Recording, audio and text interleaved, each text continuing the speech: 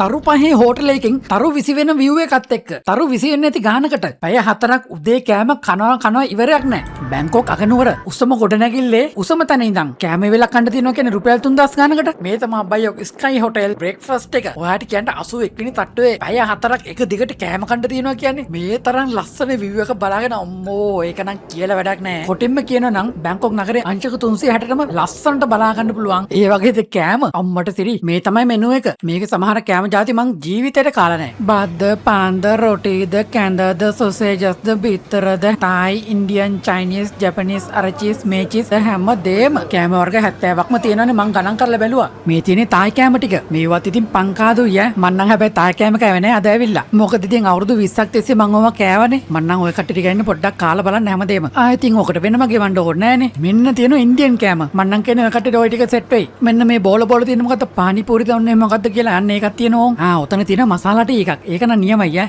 උදේ පාන්දර සීතලේ ඔය ඉතින් එහා පැත්තෙන් තියෙන පළතුරු බීම ටිකනේ. කොෆි මැෂින් එකක් තියෙනවා ඈ. මාත් හදාගත්ත හොඳ කැපිචිනෝ එකක්. ඔයාට කියන්න බීම වර්ග විතරක් මං වර්ග 4ක් බිව්වා. හැබැයි මොන දෙයකවත් මේක නම් කන්න අමතක කරන්න එපා. ලෝකෙ තියෙන රසම රස ඩිසර්ට් 100න් එකක් තමයි මේක. මේකට කියන්නේ කනොම් ක්‍රොක් කියලා. හදන්නේ පොල් කිරි වලින්නේ. මාර සුවඳයි මාරම රසයි. ජීවිතේ මං කාපු රසම රස කෑමක් තමයි ඔක. ඒක හදන්නේ නිකන් මේ ආපදාන වගේ. ඒ උනට පොඩිම පොඩි. එක කටට කනකොට අම්මෝ නියමයි. දැන් මේක බැලුවට පස්සේ ඔකට යන්න ආස හිතෙනවා නම් මෙහෙමයි කරන්න ඕනේ. ලංකාවෙන් එන්න කලින් මං නම් කියන ටිකට් බුක් කරන් තියාගන්න. කොහොමද මෙතන ඕපන් කරන්නේ උදේ 6ට විතර. හැබැයි ඉතින් අපි නම් ඉතින් පොඩ්ඩක් පල්ලෙහායි shopping එහෙම කරලා උඩට ආවේ 7යි කාලට වගේ. හැබැයි ඉතින් මේක පොඩි අවුලකට තියෙන්නේ උදේ පාන්දරනේ. නැගෙනහිර පැත්තට වෙන්න තමයි ලස්සනම view එක තියෙන්නේ. හැබැයි ඉතින් ඒ පැත්තේ ඉඳගත්ත කියන්නේ ඉතින් විනාඩි 10ක්වත් කෑම කන්න හම්බ වෙන්නේ නැහැ. ඒ තරම් පට්ටාවුව. ඒකින් තමයි ආව ගමන් අල්ලගත්තේ බස්නාහිර පැත්තේ බල්කනිය. මේ පැත්තත් අවුලක් නැහැ ඉතින් chill එක කන්න තියෙන්නේ. හැබැයි මෙතෙන්ට ආවට පස්සේ විනාඩි 5ක් විතර කැරකිල්ලක තිබ්බ ඈ. හැබැයි ඉතින් කන්න පටන් ගත්තට පස්සේ ලෝකේ කොහෙට කරගුණත් අපිට වැඩක් නෑනේ. අපි ඉඳගෙන කෑව පැය 4ක්ම. හැබැයි ඉතින් පැය 4ක් යනවා තේරෙන්නේ නැහැ එතෙන්ට ගියාට පස්සේ. තායි කෑම, චයිනීස් කෑම ලංකාවේ කට්ටියට බය වෙන්න දෙයක් නැහැ. මොකද ඒ කට්ටියගේ ඉන්දියන් කෑමක් තියෙනවා ඈ.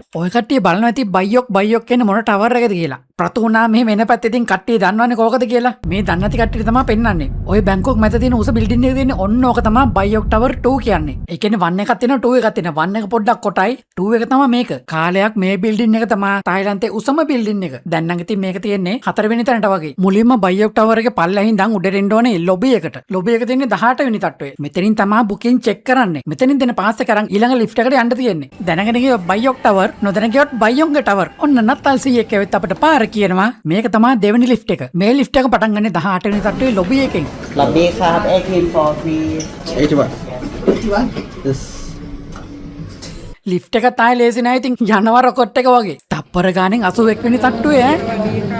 ඔන්න ඉතින් සවඩ්ඩී කා කියලා අපි පිළිගත්තා. මෙන්න පුතේ වටේටම කෑම පුරවලා. කෑම බලන්න කලින් මුලින්ම කරන්න ඕනේ අපි කෑම මේසේ අල්ලගන්න එක. ඇතුලෙන් වාඩි වෙන්නත් පුළුවන්, එළියෙන් වාඩි වෙන්නත් පුළුවන්. මෙච්චර උඩට ඇවිල්ලා ඇතුලෙන් වාඩි වෙන්නේ මොන බම්බුවටද? එළියට යන තැන ගහලම තියෙනවානේ ප්‍රයිවට් සෝන් කියලා. ප්‍රයිවට් කියවට ඉතින් ඔය චීන මහා ප්‍රාකාරයේ තියෙන රටේ කට්ටියක් අපේ ළඟට සෙට් වුණොත් හැචහැචේම තමයි. අනිත් මිනිස්සු ඉන්නවා කියලා කෑම කනවා කියලා කිසිම මේකක් නැහැ. සුබ දිශාව බලලා ආහා පුරා කියලා අපිත් තෝන් අල්ලගත්තා. බස්නාහිර පැත්තේ බල්කනියේ සීට් ටිකක් ඔයාලට කියන්න 7ට නැග්ගට පස්සේ ඔතනින් බැස්සේ 10ට. මොකද ඉතින් මේ පැත්තට ඉරේලිය වැටෙන්නේ නැහනේ. ඔන්න රෝල් කරපු රොටි එකෙන් මම පටන් ගත්තා. ඔයාලට කියන්න එදා බ්‍රෙක්ෆාස්ට් එකෙන් පස්සේ අපි ආයෙ පාරක් කෑම ගත්තේ හවස 5ට විතර. මෙච්චර හොඳ එක්ස්පීරියන්ස් එකක් ගන්න ඔයාලා හිතන්නේ රුපියල් 10000ක් විතර යයි කියලාද? මොන පිස්සුද?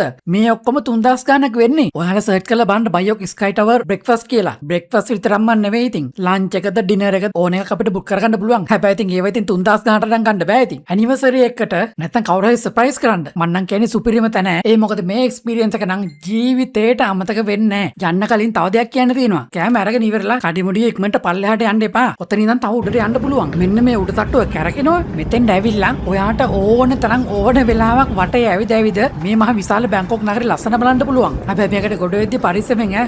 ඒක කැරකෙනවා.